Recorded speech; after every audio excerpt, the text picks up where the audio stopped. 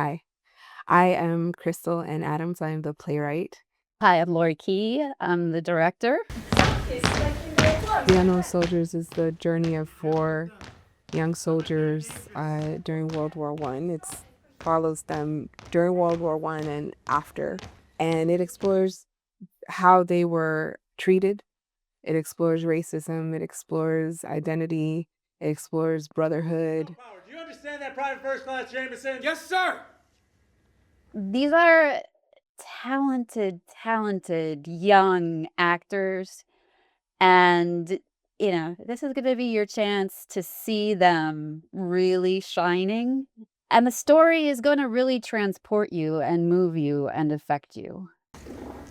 You came into the Great War thinking you can make something of yourself, fighting for a cause you believe will bring valor to your meaningless lives. It won't.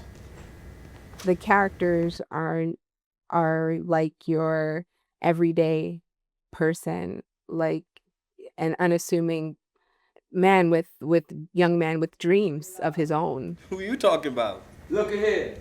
There's only room for one handsome man in this infantry. What are you looking at?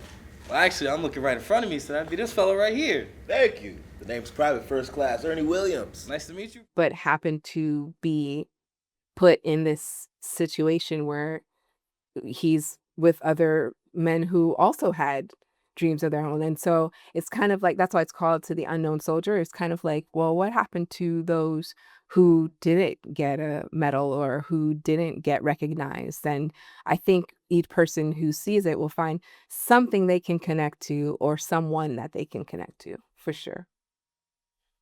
Come see the play.